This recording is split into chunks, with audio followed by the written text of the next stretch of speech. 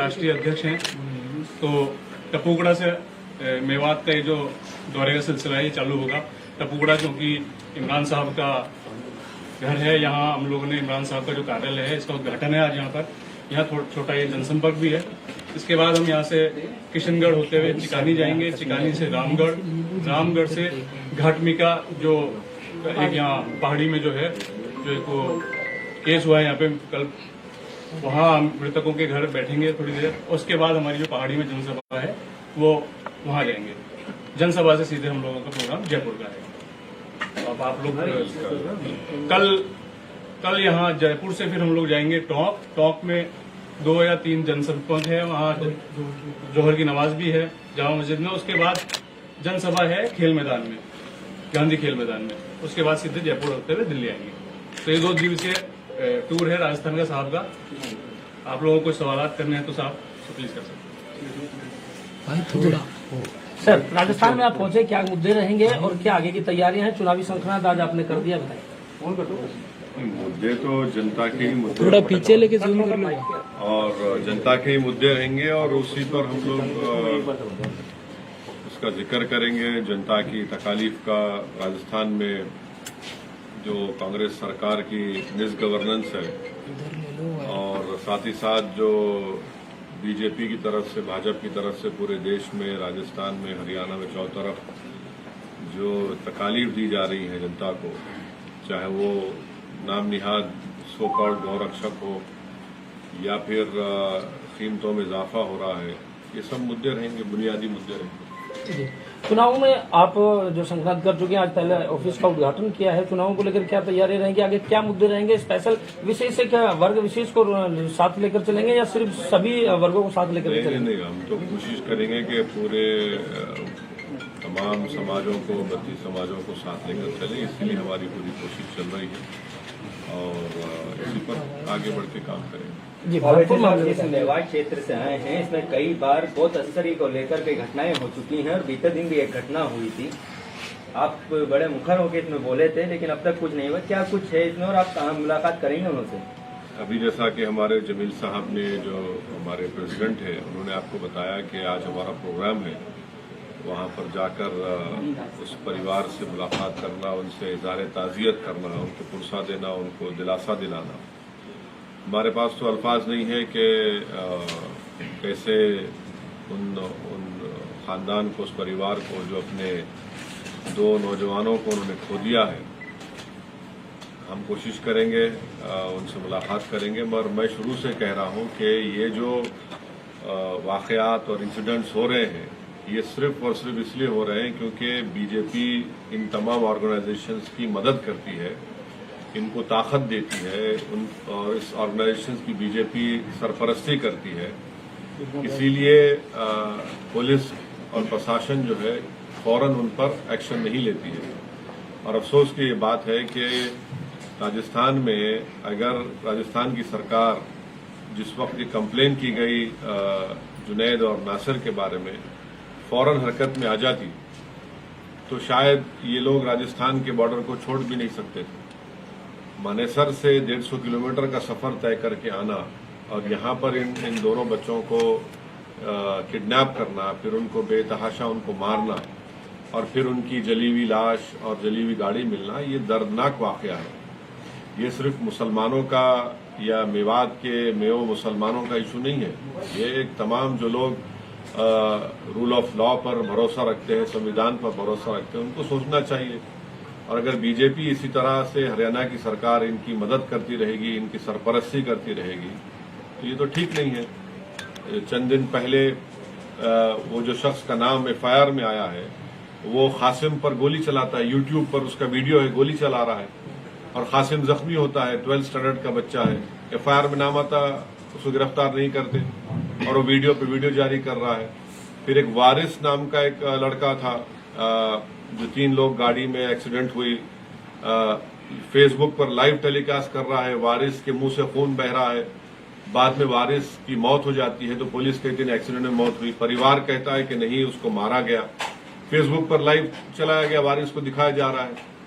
भाई, कोई इंसान की भी कोई इज्जत होनी चाहिए ना। ये लोग है कौन? क्या ये प्रधानमंत्री बन चुके हैं देश के, या फिर किसी प्रदेश के मुख्यमंत्री हैं, या डीजीपी बन चुके हैं लोग, या डीएम बन चुके हैं, कि इनके हाथों में हथियार हैं, अपने हथियारों की फोटो डालते हैं, लाइव टेलीकास्ट फेसबुक पर करते हैं, यूट्यूब पर ये तमाम आतंक को डालते हैं। ये तो सरकार को सोचना चाहिए, सरकारों को। अगर आप इस तरह से ये जो लोग रेडिकलाइज हो चुके हैं, इनको अगर आप नहीं रोकेंगे तो फिर ये तो देश के लिए खतरा बन जाएंगे, और खतरा बन चुके हैं लोग। इस प्रकरण में जिस व्यक्ति का नाम आ रहा है उसने अपने आप का लेना देना नहीं बताया कि संगठन से कोई लेना देना नहीं। जिस व्यक्ति का इस एफआईआर में नाम आया है, इस मामले में नाम आया, उसने कहा कि हमारा कुछ लेना देना नहीं, मैं उनको जानता नहीं, इस संबंध इससे मेरा कुछ नहीं। एफआईआर में जब नाम आया है तो राजस्थान की सरकार को, हरियाणा की सरकार को उसको गिरफ्तार करके अपनी कार्रवाई करने की जरूरत है। आप गिरफ्तार क्यों नहीं कर रहे उसको? कासिम के जो गोली मारी गई उसमें उसका नाम है, और उसके फेसबुक पर बड़े बड़े लोगों के साथ तस्वीर हैं, फोटोज हैं। मगर कम से कम गिरफ्तार तो करिए, मालूमात तो हासिल करिए। और ये मैं नहीं कह रहा हूं, इस्माइल का नाम सुना होगा आपने, जो शायद जुनैद या नासिर के रिश्ते के भाई हैं।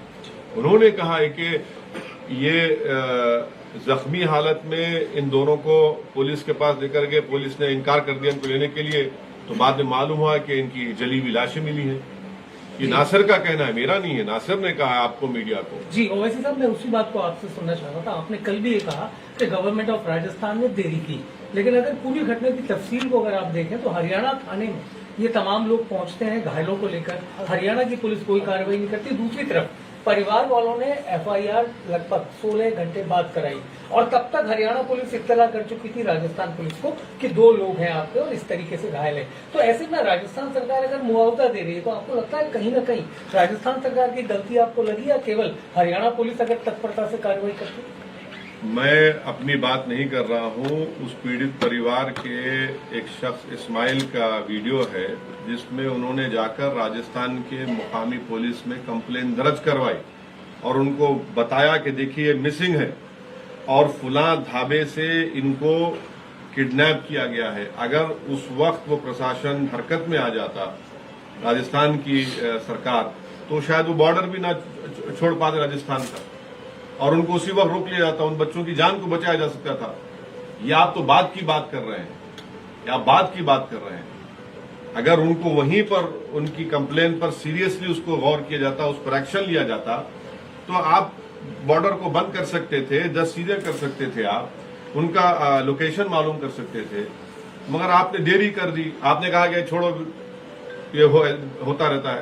नतीजा देख रहे हैं कि आज वो नौजवान बच्चे अपनी जान खो दिए। माहौल इतना तनाव में, ऐसा लगता नहीं आपको अगर आप खामा और पहाड़ी इलाके में जाएंगे तो माहौल बिगड़ सकता है, खासतौर पर लॉ एंड ऑर्डर के लिहाज से? देखिए, मेरा प्रोग्राम पहले से बना हुआ था, आप जानते हैं।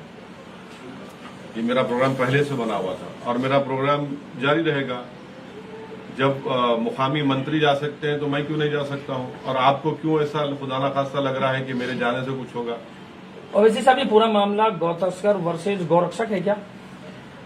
देखिए, एक बात सुनिए, ना आपको, ना मुझे, ना इन तमाम लोगों को कानून को अपने हाथ में लेने की इजाजत है।